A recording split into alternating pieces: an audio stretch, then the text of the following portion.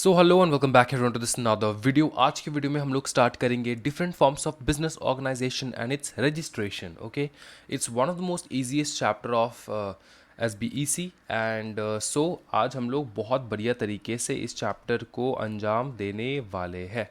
अच्छा, जो बच्चे नए हैं ना इस चैनल के ऊपर तो ज़रूर सब्सक्राइब कर ले, एंड जो बच्चे पुराने हैं, मेरे पुराने साथी हैं, तो ज़रूर लाइक करें वीडियो को सो दैट ये ज़्यादा से ज़्यादा स्टूडेंट्स तक पहुँचे। अंडरस्टूड ना गाइस? तो फटाफट देखो इधर पे एक चीज़। अब ये चैप्टर स्टार्ट करने से पहले आप लोग को एक चीज़ मैं बता दूं।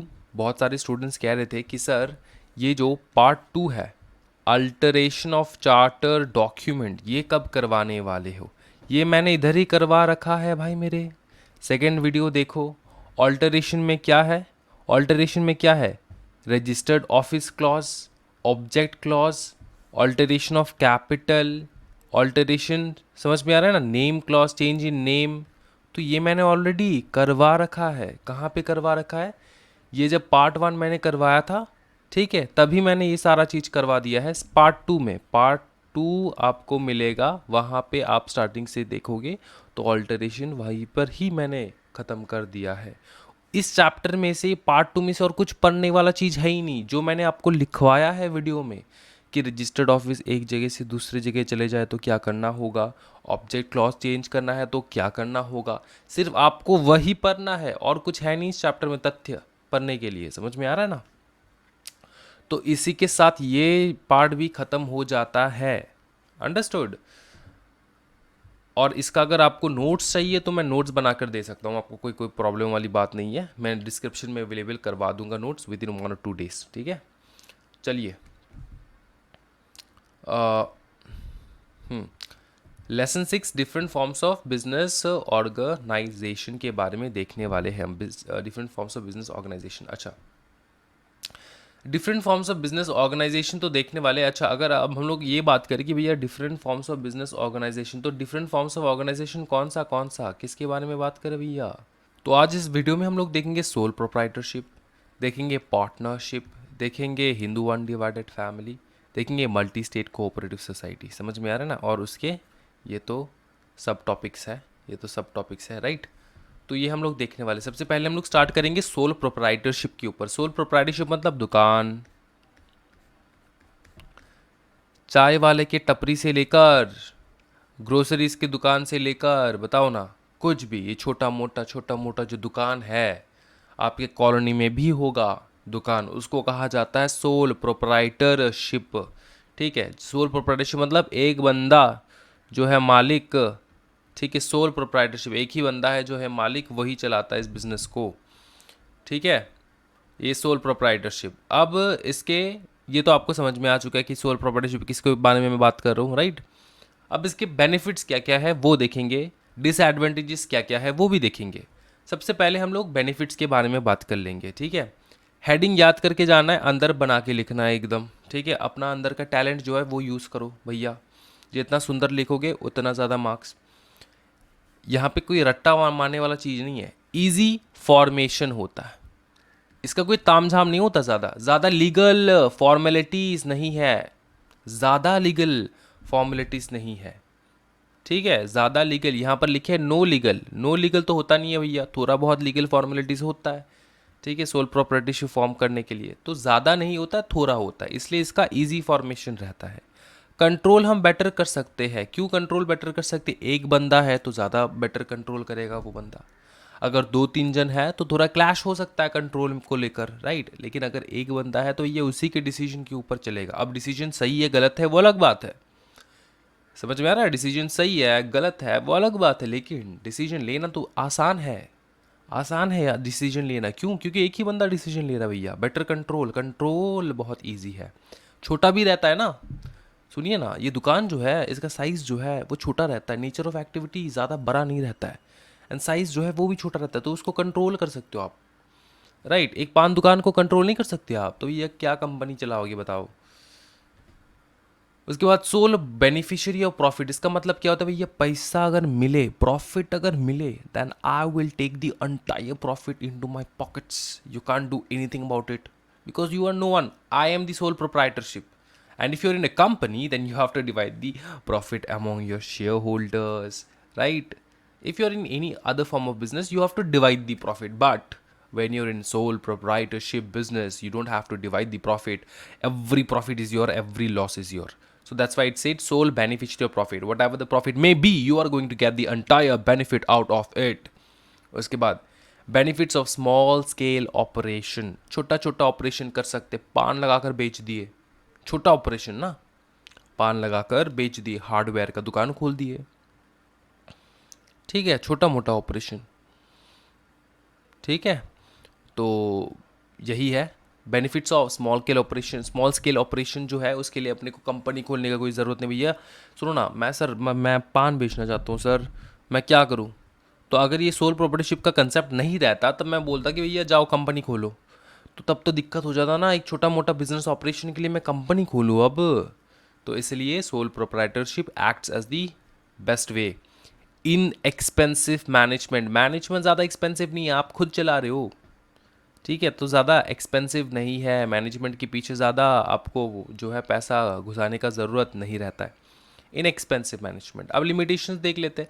मैनेजमेंट स्किल ही तो नहीं है भैया, एक बंदे के पास कितना स्किल हो सकता है? 1 2 3, और बिजनेस चलाने के लिए कितना स्किल चाहिए? बहुत सारा, ठीक है, लीडरशिप स्किल चाहिए, ये चाहिए, वो चाहिए, सब कुछ चाहिए, बहुत सारा स्किल चाहिए सर।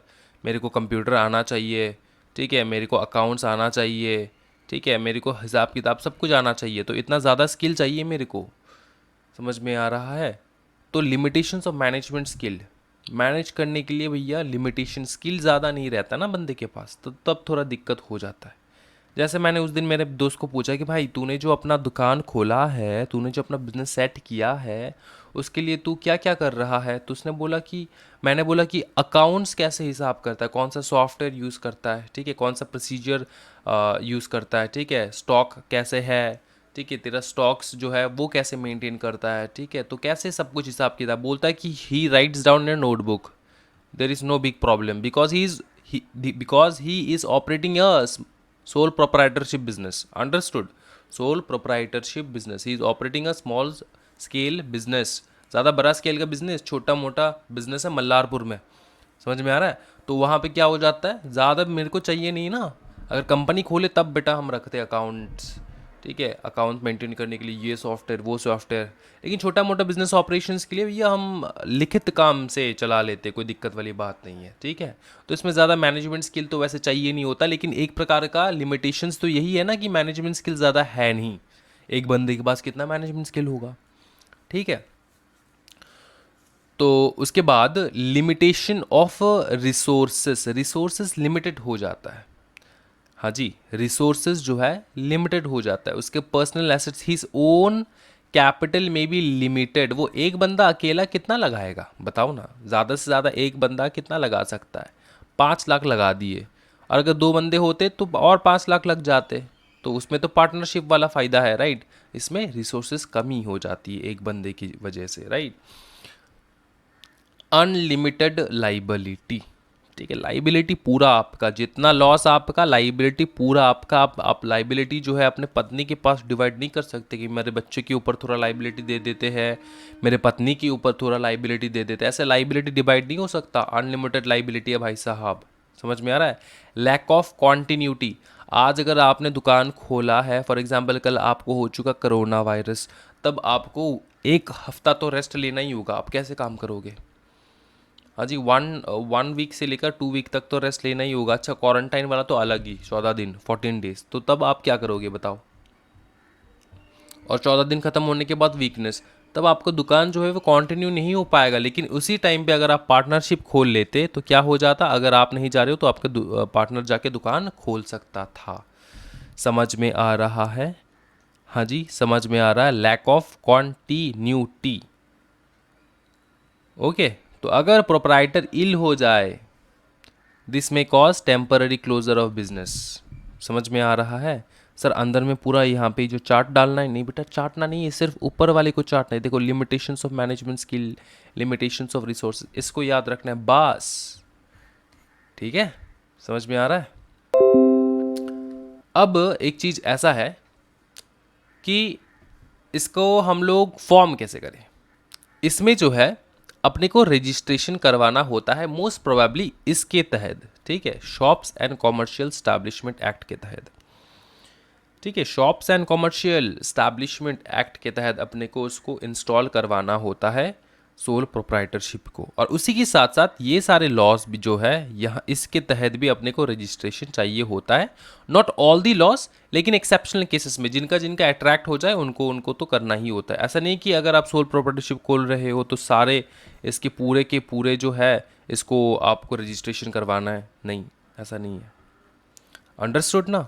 तो लगभग इनके अंडर में आपका रजिस्ट्रेशन होता है, और मेनली ये समझ में आ रहा है। तो इतना ही बोला है, ज़्यादा दिमाग में जोर मत डालो, ठीक है, इतना ही याद करके चलना है। अब आता है पार्टनरशिप के ऊपर। भैया पार्टनरशिप बताओ। पार्टनरशिप तो सर ख़त्म हो चुका है सर। नहीं, वो था लिमिटेड लाइबिलिटी पार्टनरशिप, ये है पार्टनरशिप। समझ में आ रहा है? ये है बॉडी कॉरपोरेट और ये है नॉर्मल सा दुकान। समझ में आ रहा है? ओके।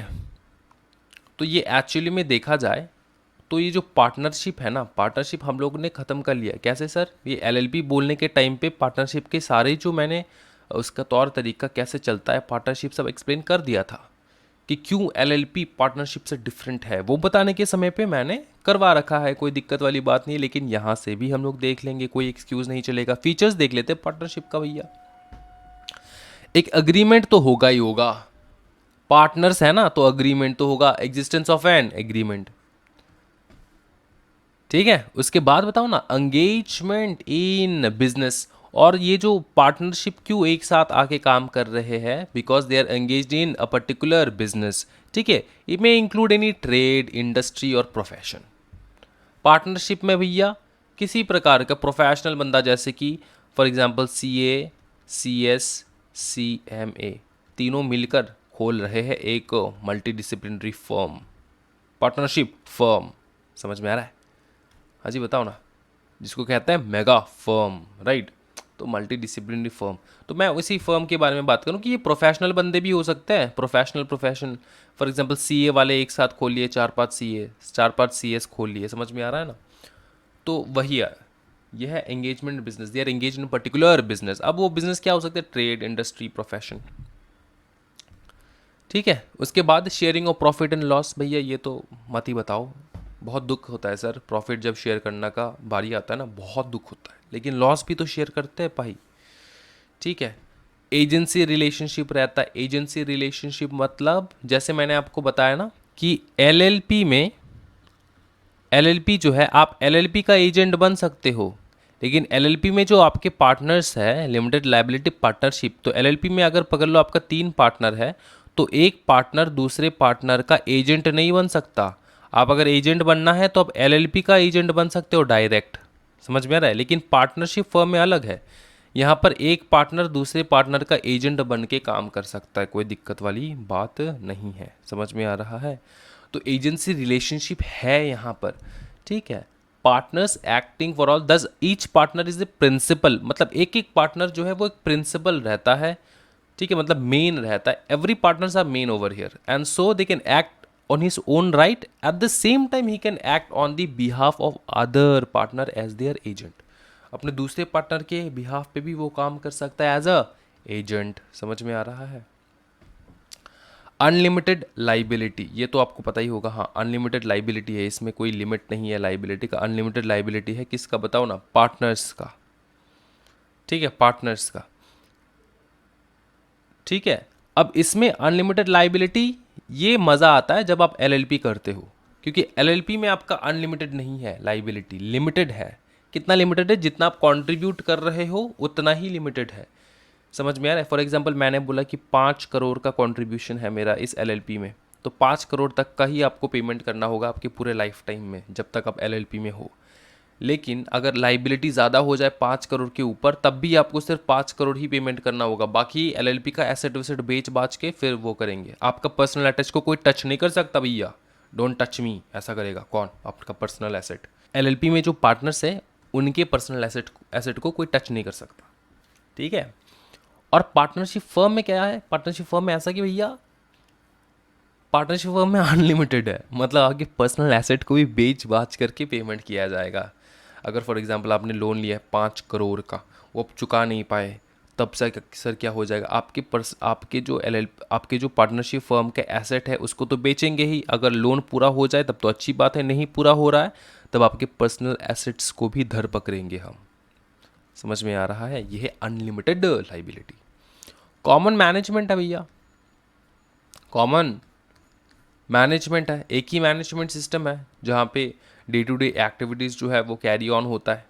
तो भैया अगर आपके पार्टनरशिप फर्म में 3 बंदे हैं तो तीनों मिलकर मैनेजमेंट करेंगे, ठीक है, ये तीनों रहेंगे, तीनों मिलकर मैनेज करेंगे, तो कॉमन मैनेजमेंट है। उसके बाद restriction on transferability of shares, ये बहुत बढ़िया वाला बात है कि भैया आप अगर चाहो तो आप दूसरे बंदे को आपका जो ये शेयर्स है, मतलब आपका जो शेयर पोर्शन है कि आप इतने का शेयर होल्ड करते हो इस पार्टनरशिप में। शेयर मतलब सर यहाँ पर शेयर इशू किया जाता है कि भैया वो वाला शेयर के बारे में बात नहीं कर रहे, शेयर इन द सेंस की माई पोर्शन, द पोर्शन, समझ में ना, मेरा कितना हक है इस पार्टनरशिप में, तेरा कितना हक है, तो इसका एक डिवीजन होगा ना कि भैया मेरा इतना तेरा इतना, इस प्रकार का। तो पार्टनरशिप में क्या है कि भैया आपका जो राइट हमने दिया है, ठीक है, आपको जो मैंने राइट दिया है, आपका जो राइट मैंने दिया है, तो आप किसी और को बिठा नहीं सकते आपके जगह पे, आपको ही बैठना होगा। आप किसी और को ट्रांसफ़र नहीं कर सकते आपका शेयर। समझ में आ रहा है? हाँ जी।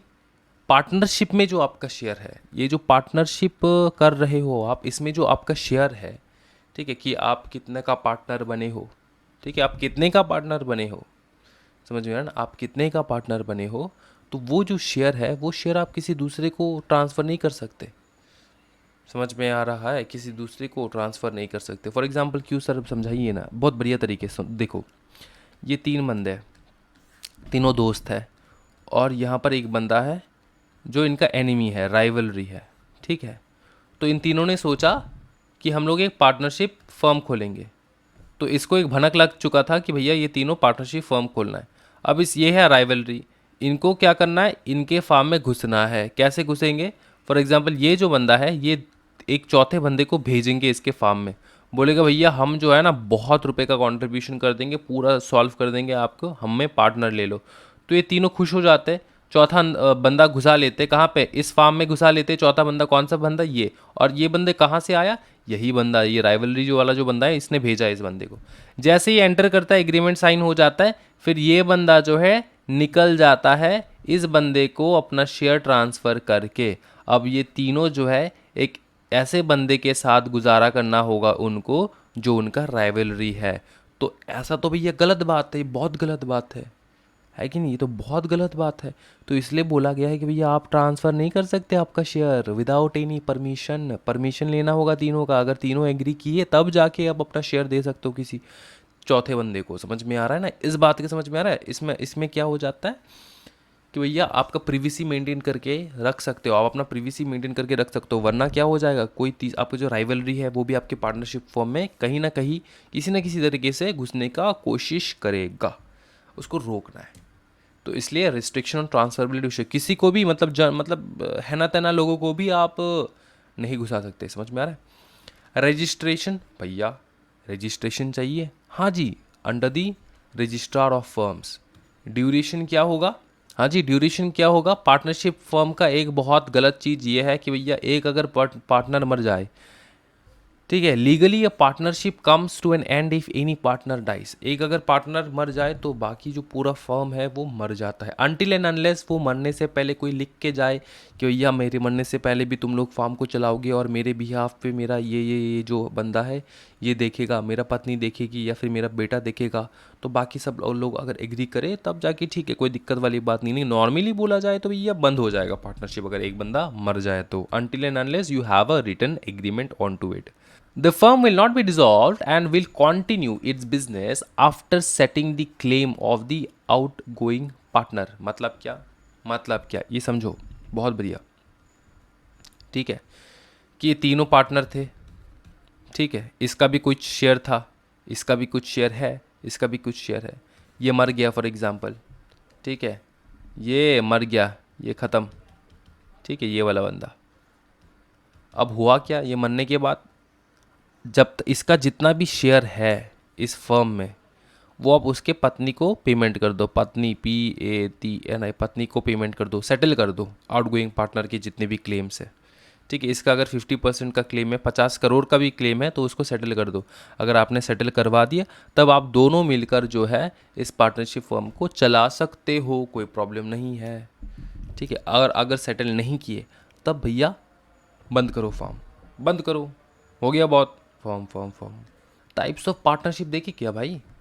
टाइप्स ऑफ पार्टनरशिप, हाँ जी, एक होता है पार्टनरशिप एट विल, दूसरा होता है पार्टनरशिप पर्टिकुलर पार्टनरशिप, तीसरा होता है partnership for a fix duration. तीनों का अलग अलग रोल होता है। ये 3 प्रकार के पार्टनरशिप होता है। पार्टनरशिप एट विल का मतलब क्या होता है? पार्टनरशिप एट विल का मतलब ये होता है कि भैया ये 1 2 3, ठीक है, इसमें तीनों पार्टनर जो है अपने मर्जी के हिसाब से एंटर करते हैं। ठीक है, और इसीलिए कोई भी एक पार्टनर अगर मर्जी से, अपने खुद के मर्जी से वो चला जाए, तो बिजनेस एंड हो जाएगा। Such a partnership exist on the will of the partners, that is it can be brought to an end, मतलब पार्टनरशिप बंद हो सकता है whenever any partner gives notice of his intention to do so. तो मेरा will है कि yes है, तो हम पार्टनर है आपके साथ। और मेरा अगर विल हो कि नो है, विल मतलब इच्छा, ठीक है, मेरा मन कर रहा है मैं ना कर दूँ, ठीक है, मुझे नहीं पसंद इस लड़की को, तो इस प्रकार का ये बात है कि अगर नो कर दे, रिजेक्शन आ जाए, समझ में आ रहा है ना, कि तो वो एंड हो जाएगा। ठीक है, पहले तो यस था, 1 2 साल बहुत मज़ा की मेरे साथ, ठीक है, ये yes yes yes yes yes yes yes चलता रहा, बीच में जो है ना बंदी ने नो बोल दिया है, फिर क्या हो जाएगा? डिसकंटिन्यू हो जाएगा। तो ये भी एक प्रकार का ब्रेकअप हो जाता है ना। तो पार्टनरशिप एट विल, समझ में आ रहा है? इच्छा के ऊपर भैया, मेरा मर्जी, मेरा मर्जी। ठीक है, उसके बाद partners, particular partners. Particular partners क्या होते हैं भैया, बताइए ना। हाँ जी, पर्टिकुलर पार्टनर्स एक पर्टिकुलर रीज़न की वजह से हम लोग फॉर्म होते हैं। एक पार्टनरशिप जो है ना, हम लोग पार्टनर करते हैं किसी पर्टिकुलर इवेंट के लिए। ठीक है, एक इवेंट के लिए हम लोग वेंचर क्रिएट करते हैं, जैसे ही कंप्लीट हो जाए उसका मोटो, जब जैसे कंप्लीट हो जाए, वो इवेंट खत्म हो जाए, फिर हम लोग डिसॉल्व हो जाते हैं, वो एंड हो जाता है पार्टनरशिप। समझ में आ रहा है? A particular partnership is formed for undertaking a particular venture, it comes to an end automatically when the with completion of the venture. जैसे ही वेंचर कंप्लीट हो जाए, वैसे ही बंद हो जाता है। ठीक है, हो जाता है, खत्म हो जाता है। अंडरस्टूड? एक पर्टिकुलर रीज़न की वजह से हम लोग फॉर्म करते हैं। पार्टनरशिप फॉर फिक्स ड्यूरेशन का मतलब ये तो यार पता ही चलता है भैया, पार्टनरशिप कर रहे हैं 2 साल के लिए, कॉन्ट्रैक्ट सिस्टम। ठीक है, 5 साल के लिए कॉन्ट्रैक्ट सिस्टम। तो यही बात है, समझ में आ रहा है? तो such partnership is a fixed period से 2 years, मतलब एग्जाम्पल दे रहा है 5 साल ऐसा। ठीक है, तो ये 3 प्रकार के पार्टनरशिप होते हैं। एक है भैया विल के हिसाब से कि मेरा मर्जी, मैं कभी भी जा सकता हूँ।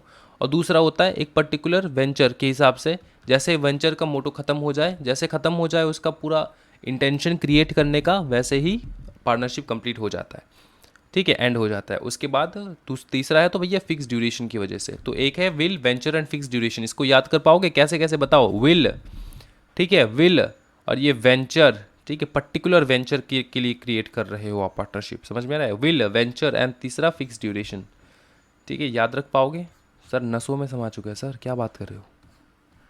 अच्छा, कुछ पार्टनर्स ऐसे भी है नमूने कि भैया किसी को कहा जाता है एक्टिव पार्टनर, किसी को कहा जाता है स्लीपिंग पार्टनर, किसी को कहा जाता है नॉमिनल पार्टनर, किसी को कहा जाता है partnership by holding out. Partnership by holding out.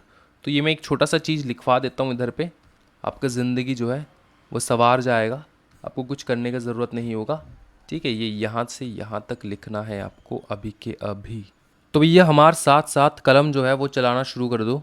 तो भैया बात ऐसा है, यहाँ पर लिखो एक्टिव पार्टनर, स्लीपिंग, और इसको कहा जाता है डॉर्मेंट पार्टनर। ठीक है, हैंड राइटिंग समझ लोगे ना। नॉमिनल पार्टनर, बताओ क्या नॉमिनल पार्टनर मतलब? नॉमिनेट किए गए हो भैया ऑस्कर के लिए, nominate partner. Partners by holding out, partners by holding out. अब ये एक पार्टनर दूसरे पार्टनर से अलग भिन्न क्यों है और कैसे है, ये है आपका क्वेश्चन। ठीक है, ये अलग अलग कैसे है, यहाँ से कर लोगे तो ज़िंदगी आसान, ज़िंदगी आसान है, संदीप महेश्वरी जैसा ज़िंदगी आसान है। चलो, सबसे पहले लिखते हैं डे टू डे एक्टिविटीज में, day to day activities. Active partner है क्या, लिख दो यस। स्लीपिंग पार्टनर है क्या, लिख दो नो। ठीक है, उसके बाद नॉमिनल पार्टनर, ये नॉमिनल पार्टनर क्या है भैया, business runs by name and no physical activities are done by nominal partner, ये लिख दो यहाँ पर है, यहाँ पर लिख दो बिजनेस, बिजनेस रन्स, सिर्फ नाम से बिजनेस है भैया, कोई फिजिकल पार्टिसिपेशन नहीं है बंदे का, सिर्फ उसी के नाम पे बिजनेस है। Business runs by name and, ठीक है लिखो, and no physical no physical activities, ACTIVITIES activities are done by nominal partner. ठीक है, ये लिख दो, अंडरस्टूड, ये लिख दिया। तो यहाँ पर क्या आ जाएगा, नो आ जाएगा, कोई डे टू डे एक्टिविटीज में है ही नहीं वो। ठीक, और ये पार्टनर बाय होल्डिंग आउट किसको कहा जाता है, ये एक्चुअल पार्टनर नहीं है, क्या बताओ, not actual partner, not actual partner, मतलब ये वाला बंदा नहीं है, मतलब एक्चुअली पार्टनर नहीं है, लेकिन ठीक है ये पार्टनर है, partner only for paying debt. समझ में, जब डेट आ जाएगा ना तब पे करने के लिए इनको रखा है, तो यहाँ पर हो जाएगा नो। समझ में आ रहा है। फॉर एग्जांपल ये कौन बंदे होता है, फॉर एग्जांपल पकड़ लो, आप और आपके भाई ने पार्टनर किया, ठीक है, और उसमें होल्डिंग आउट से है आपका पिताजी, मतलब कमाई कर रहे हो तो आप लोग बांट लोगे, लेकिन अगर डेट हो तो पिताजी को संभालना पड़ेगा, इस प्रकार का चीज़। तो इसमें है कि इसमें भी नो ही होगा, right, day to day activities में तो है ही नहीं। समझ में आ रहा है ना। उसके बाद आ जाओ कैपिटल, कैपिटल ये लाएगा, हाँ भैया कहीं नहीं लाएगा, यस है, एक्टिव पार्टनर है, ये लाएगा कैपिटल, हाँ लाएगा, ये स्लीपिंग पार्टनर है लेकिन कैपिटल ज़रूर लाएगा, और ये कैपिटल लाएगा, नो भैया, और ये लाएगा, नो भैया, ठीक है कैपिटल नहीं लाएगा। प्रॉफिट, प्रॉफिट हाँ अरे ऑब्वियसली लेगा प्रॉफिट, ये हाँ जी ऑब्वियसली प्रॉफिट लेगा, ये भी प्रॉफिट नहीं लेगा, नॉमिनल पार्टनर है ना, ये प्रॉफिट नहीं ले सकता। समझ में आ रहा है। और फिर क्या ले सकता है भैया, तो इधर में प्रॉफिट तो लेगा ही, पक्का वाला चीज़ नहीं भैया, ये इसमें प्रॉफिट नहीं, सिर्फ डेट में काम आएगा, वो पिताजी है ना हमारे, इसीलिए। लास्ट में क्या बताओ, liable to third party, liable to third party, third party को लाइबल, मतलब इन सेंस बोला जाए तो लाइबिलिटी जो है, तो क्या ये लायबल रहेंगे टू थर्ड पार्टी, यस, ये लायबल रहेंगे, यस, ये लायबल रहेंगे, यस, ये लायबल रहेंगे, यस। समझ में आ रहा है, बाकी सब नो है, सिर्फ ये लास्ट वाले में यस है, ये दो। समझ में आ चुका है, कोई दिक्कत वाली बात नहीं। पार्टनर्स बाय होल्डिंग आउट, ये चार्ट जो है आपको बना लेना, अभी के अभी आपके नोटबुक में लिख लेना ये चीज़, ठीक है। आई होप कि इट्स क्लियर इनफ। तो चलिए आगे बढ़ते हैं हम लोग, चलिए आगे बढ़ते हैं हम लोग। आगे बढ़ के कहाँ जाएंगे सर, देखते कहाँ जा पाते हैं। सबसे पहले हम लोग करेंगे, ये हो चुका है, एक्टिव पार्टनर समझ चुके, sleeping partner, nominal partner, partner by holding out. Examination में यही से कुछ नहीं करना, जो मतलब जितना बताया बस उतना ही, ठीक है, उतना ही। मेरिट्स क्या क्या है भैया, एडवांटेजेस क्या क्या है, इजी इन्फॉर्मेशन, उसके बाद फिनेंशियल रिसोर्सेज पूल करना इजी है, पार्टनरशिप है ना, तो फिनेंस ज़्यादा आता है, यहाँ पे फिनेंस ज़्यादा आ सकते हैं क्योंकि पार्टनरशिप फर्म है। मोर पार्टनर्स मोर फिनेंस, मोर पार्टनर्स मोर फिनेंस, समझ में आ रहा है, फिनेंशियल रिसोर्सेज ज़्यादा आते हैं ना इधर पे।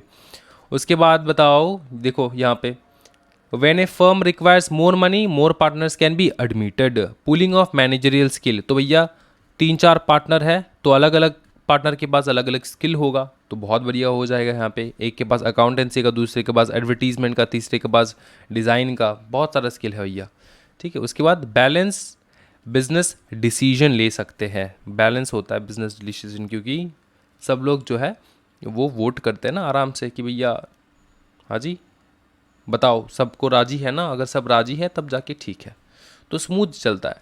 Sharing of risk, risk share हो जाता है, राइट। लिमिटेशंस क्या क्या है, अनसर्टेनिटी ऑफ एग्जिस्टेंस, ठीक है, मतलब भैया फट अचानक मर जाए, रिटायरमेंट हो जाए, कब बैंकरप्ट हो जाए, ल्यूनेसी हो जाए, ल्यूनेसी मतलब ल्यूनेटिक पर्सन, ठीक है। तो ये सारा चीज़ तो दिक्कत हो जाएगा, मर गए तो भैया बिजनेस पार्टनरशिप फार्म बंद हो सकता है। और अगर बंद ना हो तो जितना उसका जितना उसका कंट्रीब्यूशन था उतना तो लौटाना होगा, राइट। जो जितना वो उसका शेयर है उतना तो पेमेंट करना ही होगा उसके फैमिली को, तब जाके वो एग्जिट कर सकते हैं ना।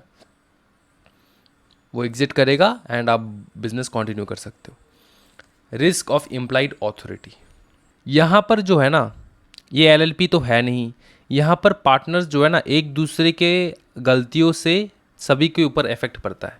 अगर इसने किसी भी प्रकार का गलती किया तो इसके ऊपर भी इफेक्ट होगा, इसके ऊपर भी इफेक्ट हो जाएगा। ये है रिस्क ऑफ इम्प्लाइड ऑथोरिटी। समझ में आ रहा है? देखो, it is true like the sole proprietorship each partner has unlimited liability but his liability may arise not only from his own act।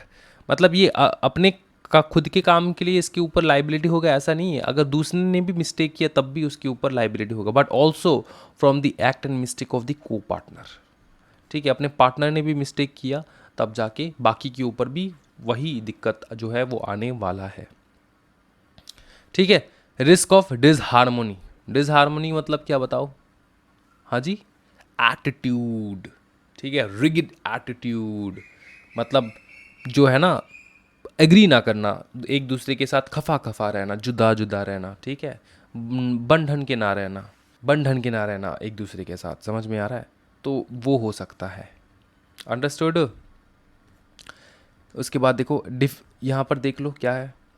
There may arise situations when some partners may adopt rigid attitude and may make it impossible to arrive at a common agreed decision. ठीक है, अलग अलग जो है मनमुताव होना। चलो, lack of institutional confidence. ठीक है, तो बैंक वाले जो है ना, फिनेंशियल इंस्टीट्यूशंस जो है ना, वो ज़्यादा भरोसा नहीं करते इन पार्टनरशिप फर्म्स के ऊपर। A partnership business does not enjoy much confidence of bank and financial institutions. ठीक है, because the nature of its activities is not disclosed eight public. Right, public को पता ही नहीं होता, पब्लिक को पता ही नहीं होता कि वो क्या कर रहे हैं नहीं कर रहे। वो कभी भी पब्लिक को ठग सकते हैं, पार्टनर्स तो कभी भी पब्लिक को ठग सकते हैं, क्योंकि पब्लिक नहीं रहता ना उनके एक्टिविटीज़ ज़्यादातर। और उनके जो एग्रीमेंट्स होते हैं वो कोई भी लॉ जो है वो रेगुलेट नहीं करता उनके एग्रीमेंट्स। तो दैट्स अ डिफ़िकल्ट थिंग। तो बैंक जो है किस कॉन्फिडेंस से आपको लोन देगा? समझ में आ रहा है ना? डिफ़िकल्टी ऑफ एक्सपांशन, एक्सपांशन करना थोड़ा डिफ़िकल्ट हो जाता है पार्टनरशिप फॉर्म। उसी साइड पे अगर आप कंपनी खोले तो भैया यहाँ पे इंदौर में, इधर पे, फिर कलकत्ता में, हरियाणा में, चंडीगढ़, नागालैंड, समझ में आ रहा है, असम, सब जगह पे। ये पार्टनरशिप डीड के बारे में बात करें। पार्टनरशिप डीड रीड करना है, करने वाला कोई चीज़ नहीं है, रीड करना है पूरा। ठीक है, क्या करना है? डेफिनेशन तो रहेगा वो, ये एलएलपी वाला जो है सेम, इन्वेस्टमेंट, अकाउंटिंग, ये सारा चीज़। ठीक है, ड्यूटीज़ एंड पावर जो है, विड्रॉवल्स जो है, विड्रॉवल्स भैया, विड्रॉवल्स कैसे करे भैया, कैसे करे विड्रॉवल? ठीक है, वॉलंटरी विड्रॉवल या फिर डेथ के समय पे। ठीक है, तो डॉक्यूमेंट मस्ट ऑल्सो प्रोवाइड कि कब कब आपको विड्रॉवल करना है, कब नहीं करना है, और डेथ के समय कैसे उसको जो है एग्जिट करना है पार्टनर को। तो वो विड्रॉवल का सिचुएशन में पैसे निकालना कैसे है, तो वो भी तो आपको लिख के रखना होगा ना एग्रीमेंट में। तो वही बताया, एलएलपी में सेम था, expulsion, disclosure, dissolution and arbitration. ठीक है, ये रीड करना है अच्छे से। ये तो सब कुछ समझ में आ चुका है आपका, कोई दिक्कत वाली बात नहीं। एक्सपल्शन मतलब पार्टनर को निकाल देना, कैसे निकालना है किसी भी पार्टनर को, अगर वो बैंकरप्ट हो चुका है फॉर एग्जाम्पल, तो उसको निकालना कैसे है। You have to get yourself registered under the income tax, इस बात का ध्यान रखना। अब आता है हिंदू अनडिवाइडेड फैमिली। जो भैया हिंदू लॉ जो है दो प्रकार का लॉ है, एक है दया भागा और दूसरा है मिताक्षरा। क्या बताओ? दया भागा एंड मिताक्षरा। तो ये दो हिंदू लॉस है जिसके अकॉर्डिंग चलते हैं हिंदू का बिजनेस। ठीक है, ये दो स्कूल है ना हिंदू लॉ के ऊपर। तो govern by Hindu law, HUF जो है ना वो गवर्न बाय हिंदू लॉ, ये दो हिंदू लॉ के अंडर गवर्न होता है। मैनेजमेंट कौन करता है बताओ? मैनेज करता है करता धरता। हम लोग जो हिंदूज़ हैं उनको पता होगा भैया, उनके घर में ये बहुत चलता होगा कि ये यही है अपना करता धरता, यही है अपना करता धरता। तो करता धरता मतलब आपका करता धरता कौन है? आपका पिताजी। समझ में आना है? जो मतलब सबसे टॉप में है वही वही है जो मैनेज करते सब कुछ, उन्हीं के डिसीजन में सब कुछ चलता है। जैसे HUF चलता है नॉर्मली, ठीक है, फैमिली बिजनेस है, ये फैमिली बिजनेस HUF है भैया, करता है हम। ठीक है। मेंबरशिप बाय बर्थ, जैसे जन्म ले लिए आपने एचयूएफ के अंदर कदम रख लिया, आप मेंबर बन चुके ऑन बर्थ, जैसे आपने जन्म लिया तब आप एचयूएफ बिजनेस का एक हिस्सा बन चुके हो, एक मेंबर बन चुके हो। लाइबिलिटी क्या होता है? हाँ जी, कर्ता को छोड़कर बाकी सारे मेंबर्स के ऊपर भी लाइबिलिटी जाता है। समझ में आ रहा है? The liability of all other members is limited to their shares in the business. ठीक है, the Karta is not only liable to the extent of his share in the business but is separate property is equally attachable. तो कर्ता का पूरा जो property वॉपर्टी है सब कुछ attach कर लेंगे। लाइबिलिटी तो लिमिटेड नहीं रहता ना। यहाँ पर नॉर्मली क्या बोले कि एक्सेप्ट द कर्ता, कर्ता को छोड़कर बाकी जो मेंबर्स होंगे ना उनके लाइबिलिटीज लिमिटेड होंगे। ठीक है, कर्ता को छोड़कर बाकी सारे जो मेंबर्स हैं उन्होंने जितना प्रॉमिस किया है, जितना शेयर है उनका, फॉर एग्जांपल आज एक लल्ला जो है वो जन्म लिया है, तो कर्ता ने बोला भैया इसका 10% इसका शेयर है एच में। ठीक है, तो भी वो जन्म तो ले लिया, फॉर एग्जांपल एच लॉस में चल रहा है तो इसका लाइबिलिटी कितना है? 10% एच का। जन्म से लाइबल, बहुत रिस्की बिजनेस है भाई। ठीक है, और प्रॉफिट हो रहा है तो तब एकदम जन्म से ही मिलीनियर, राइट। तो 10% का तो इतना ही उसका लाइबिलिटी रहेगा एच में। और कर्ता का अनलिमिटेड है भैया, उसका घर बार सब कुछ बेच बाच के सब कुछ किया जा सकता है। परमानेंट एग्जिस्टेंस रहता है। ठीक है, दैट ल्यूनेसी और insolvency of any member of the family does not affect at all, क्योंकि अगर एक कर्ता मर जाए तो दूसरा मेंबर आके कर्ता बन जाएगा। समझ में आ रहा है? कर्ता कौन रहता है? हेड, वही है सब कुछ। वो बोर्ड ऑफ डायरेक्टर मेंबर सब कुछ वही है, मतलब मेंबर तो अलग अलग है, बोर्ड ऑफ डायरेक्टर वही है। समझ में? मालिक जो बोलते हैं कर्ता एच में कहा जाता है। समझ में आ रहा है? एम्प्लाइड ऑथोरिटी ऑफ करता है। ठीक है, एम्प्लाइड ऑथोरिटी ऑफ करता क्या बोले कि in a joint family firm only karta has the implied authority to contract debts and pledge the credit and property of the firm for the ordinary purpose of the business. तो कर्ता के ऊपर पूरा है ये चीज़। ठीक है, कि कर्ता अगर चाहे तो ऑथोरिटी किसके पास है बताओ? कर्ता के पास। ठीक है, कर्ता के पास ऑथोरिटी है कि वो बेच बाच के सामान अपने प्रॉपर्टी को भी बेच सकता है, कोई कुछ नहीं कह सकता, मेंबर्स लोग कुछ नहीं कह सकते वहाँ पे, क्योंकि कर्ता ही है सब कुछ। समझ में आ रहा है? कर्ता ही है सब कुछ। वो क्रेडिट भी ले सकता है, प्लेज भी कर सकता है, डेट भी रख सकता है, कुछ भी। माइनर जो है वो भी एक पार्टनर बनता है इधर पे। डिसोल्यूशन कैसे होता है? Any single member has no right to get the business dissolved. समझ में आ रहा है? अगर सारे मेंबर्स मिलकर बोले कि भैया हो गया भैया, करता धरता सब कुछ हो चुका है, हम लोग कंपनी खोलेंगे, वही बेटर है, ठीक है, अपने फ्यूचर के लिए, तब जाके वो बिजनेस क्लोज होगा, वरना नहीं। बेनिफिट क्या है एच का? Easy to start, efficient management, secrecy रहता है, मतलब प्रिवेसी रहता है। समझ में आ रहा है ना? सेक्रेसी रहता है। तो he is in a position to keep all the secrets to himself, किसी को बोलेगा नहीं वो। प्रॉम्प्ट डिसीजन लिया जा सकता है। इकोनॉमी जो है वो भी बैलेंस्ड रहता है, वेल बैलेंस्ड रहता है, मेंटेन बाई जो हिंदू फैमिली। ठीक है, क्रेडिट फैसिलिटी रहता है। क्यों भैया क्रेडिट कैसे फैसिलिटी रहता है? क्योंकि कर्ता का तो अनलिमिटेड है ना, उसका प्राइवेट, उसका जो प्रॉपर्टी है वो भी बेच बाच के कर सकते। One reason for this is that liability of Karta is unlimited. समझ में आ रहा है? Karta is having personal relation with others which are also helpful in raising credit. Karta जो है उसका फ्रेंड जो है बैंक में काम करता है, ठीक है, लोन डिपार्टमेंट में, तो फ्रेंड जो है वो हेल्प कर देगा। क्या करने के लिए हेल्प करेगा? पैसा जुगाड़ करने में। क्रेडिट नेचुरल लव रहता है मेंबर्स की मतलब बीच में। फ्रीडम रहता है रिगार्डिंग सिलेक्शन ऑफ बिजनेस, कोई भी बिजनेस सेलेक्ट कर सकते हो आप लोग। ठीक है, ये एच का डीड है, ये रीड करना है, सिर्फ ये स्टडी नहीं करना है, सिर्फ रीड करना है एच का डीड। अब आते हैं लास्ट टॉपिक के ऊपर, मल्टी स्टेट कोऑपरेटिव सोसाइटी। कितने प्रकार के मल्टी स्टेट कोऑपरेटिव सोसाइटी होते हैं बताओ? एग्जांपल्स, कुछ एग्जांपल्स दे दीजिए ना भैया। Multi state cooperative society, credit cooperative society है, एग्रीकल्चरल कोऑपरेटिव सोसाइटी है, रियल स्टेट कोऑपरेटिव सोसाइटी है, डेयरी फार्म कोऑपरेटिव सोसाइटी है, transport corporation society and many more. ये एग्जांपल देखे, मज़ा लगा एग्जांपल देख के? तो ये है कोऑपरेटिव सोसाइटीज़। अच्छा, ये मल्टी स्टेट कोऑपरेटिव सोसाइटी क्या होता है या फिर कोऑपरेटिव सोसाइटी क्या होता है, ये आप सबसे पहले समझ लीजिए। कोऑपरेटिव सोसाइटी एक प्रकार का बॉडी कॉर्पोरेट रहता है, इस बात को समझ लेना, ठीक है। एक प्रकार का क्या रहता है बताओ, जोर से बताओ? बॉडी कॉर्पोरेट रहता है, ठीक है। एक प्रकार का बॉडी कॉर्पोरेट रहता है जिसका लिमिटेड लाइबिलिटी रहता है। तो एक कोऑपरेटिव सोसाइटी जो है वो खोला क्यों जाता है? Why, what is the reason? क्योंकि उसके मेंबर्स का भला करने के लिए, ठीक है।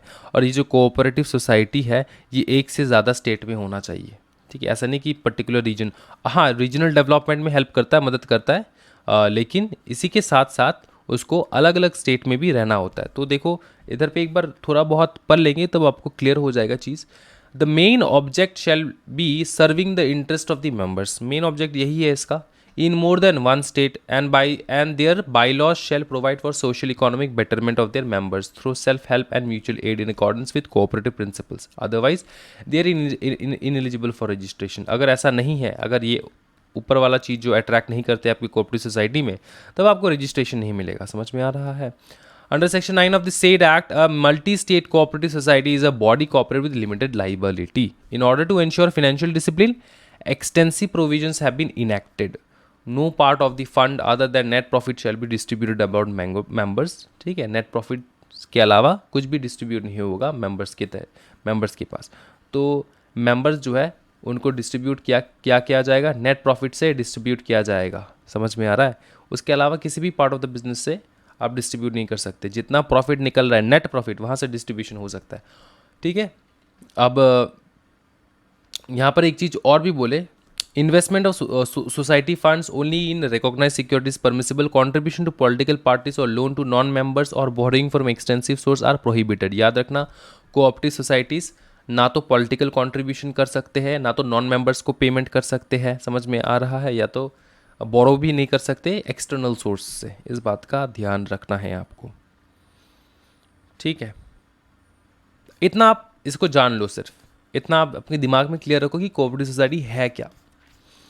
कभी भी ऐसा क्वेश्चन नहीं है कि व्हाट इज़ कोऑपरेटिव सोसाइटी, ये पागलपंती वाला क्वेश्चन हो जाएगा। फॉर एग्जांपल आपको पूछ ले व्हाट इज़ प्राइवेट कंपनी, इस प्रकार का क्वेश्चन आपको देखने को नहीं मिलेगा कंपनी लॉ एसबीसी में मोस्ट प्रोबेबली, ठीक है।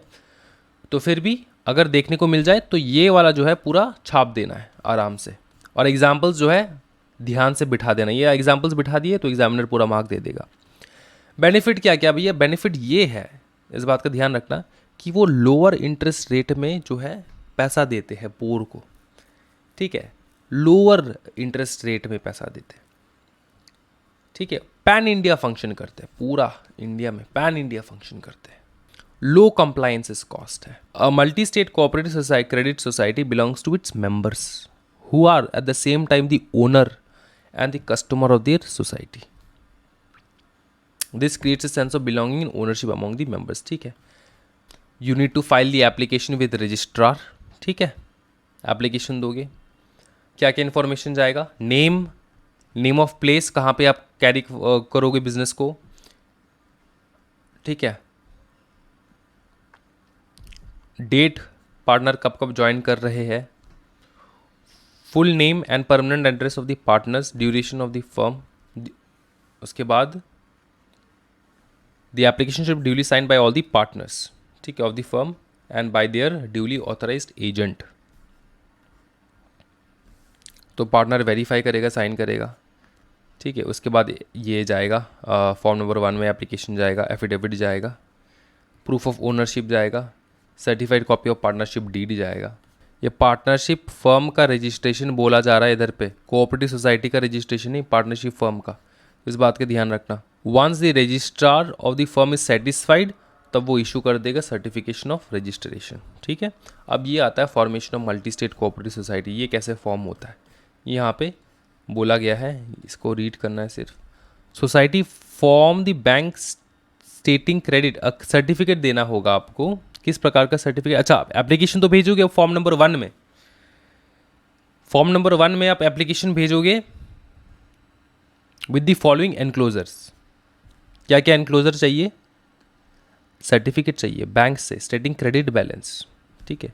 स्कीम एक्सप्लेनिंग हाउ प्रपोज्ड, मतलब क्या है आपका स्कीम, आपके मल्टी स्टेट कॉर्पोरेशन में प्रपोज्ड स्कीम है क्या, कैसे बेनिफिट करेगा वो। 4 कॉपीज ऑफ बाईलॉज, आपके लॉज जो भी होंगे। चौथा होगा प्रपोज्ड एरिया, कहाँ पे आपका ऑपरेशन होने वाला है।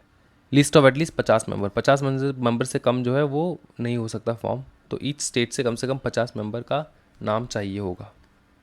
मल्टी स्टेट कोऑपरेटिव बताया ना, मल्टी स्टेट, समझ में आ रहा है। आईडी प्रूफ चाहिए होगा मेंबर्स का अटैच करके, ठीक है। रेजोल्यूशन पास जो किए हो सारे मेंबर्स ने, जो हाँ कहा है, उसका भी प्रूफ चाहिए होगा। ठीक है, name and address of the applicant to whom the central registrar में एड्रेस। ठीक है, कि सेंट्रल रजिस्ट्रार जो है, आप रजिस्ट्रार के पास भेजोगे ना रजिस्ट्रेशन के लिए, तो वो किन से बात करेगा? आपका तो मल्टी स्टेट कोऑपरेटिव सोसाइटी है, तो किससे बात करेगा? तो कोई बंदा जो है आपको बोलना होगा कि भैया हाँ जी, ये बंदा जो है हमारे साइड से कॉरेस्पॉन्डेंस कर सकता है। तो कोई एक बंदे को आपको बोलना होगा कि भैया ये जो है इनसे आप कॉरेस्पॉन्डेंस कर सकते हो। Name and address of one applicant, कम से कम एक एप्लीकेंट का नेम, एड्रेस, पता फटाफट सब दो, जिससे वो जो रजिस्ट्रार है वो कम्युनिकेट कर पाए आप लोगों से। Contact number, email address of the chief promoter और द सोसाइटी। ठीक है, ये नो ऑब्जेक्शन सर्टिफिकेट चाहिए of cooperative societies of the state and UT where the area of operation, मतलब उस स्टेट और यूटी से नो ऑब्जेक्शन सर्टिफिकेट आपको लेकर आना होगा भैया, उनको कोई दिक्कत नहीं है हम अगर वहाँ पे खोले तो इस प्रकार का चीज़। ठीक है, ये ज़्यादा तो नहीं चाहिए। एप्लीकेशन कौन कौन साइन करेगा देखो, 50 मेंबर ईच स्टेट से। और अगर मेंबर, अच्छा यहाँ पर क्वेश्चन बन सकता है, क्या कोई कोऑपरेटिव सोसाइटी मेंबर बन सकता है एक दूसरे मल्टी स्टेट कोऑपरेटिव सोसाइटी का? आंसर है yes. In case the members are cooperative society by duly authorise representative, तो अगर आपका मेंबर जो है वो खुद एक कोऑपरेटिव सोसाइटी है तो उनका एक रिप्रेजेंटेटिव जाके साइन करेगा ना, तो क्योंकि एप्लीकेशन में तो साइन चाहिए होगा। इतना आप याद रखो बस, ओके, बाकी ज़रूरत नहीं है। इसी के साथ ये चैप्टर ख़त्म हो जाता है भैया। और कितना बचा है वो एक बार हम लोग देख ले क्या, कि मतलब कितने चैप्टर्स बचे हैं सिर्फ, आप लोग को दिमाग में पूरा क्लियरिफिकेशन आ जाएगा एक ही सेकंड में। देखो बताओ। ठीक है, ये भी हो चुका है, ये भी हो चुका है, ये भी हो चुका है, ये भी हो चुका है, फॉर्मेशन ऑफ एलएलपी। अब ये भी हो चुका है, different forms business organisation and registration. बचा है ये एनजीओ जो कि सेक्शन 8 कंपनी ट्रस्ट सोसाइटी है, और बचा है ये financial service organisation and registration process. बाकी सब कुछ हो चुका है। ठीक है, तो ये दो जो चैप्टर है वो मैं करवा दूंगा 1-2 दिन में। ठीक है, ये सेल्फ वाला चैप्टर होगा, ये सेल्फ खुद पर लेना है। ये वाला चैप्टर मैं मार्किंग करवा दूंगा, वैसे बहुत छोटा सा चैप्टर है। बिजनेस कोलैबोरेशंस, इसको इग्नोर कर दो तब भी चल जाएगा, कोई दिक्कत वाली बात नहीं है, लेकिन फिर भी मैं थोड़ा बहुत मार्किंग करवा दूंगा। मतलब 5-5 मिनट का चैप्टर होगा ये दो, बाकी सब खत्म। ठीक है, ये दो चैप्टर जो है ये भी कंप्लीट करवा देंगे। सेक्शन 8 कंपनी तो भैया जिसने कंपनी लॉ किया है ना भैया, यहाँ से करने का कोई ज़रूरत ही नहीं है, लेकिन हाँ ट्रस्ट एंड सोसाइटीज़ ये तो करना होगा, तो इसलिए करवा देंगे, कोई दिक्कत वाली बात नहीं है। तो इसी के साथ वीडियो एंड होता है। Thank you so much everyone, happy learning guys, bye bye and take care.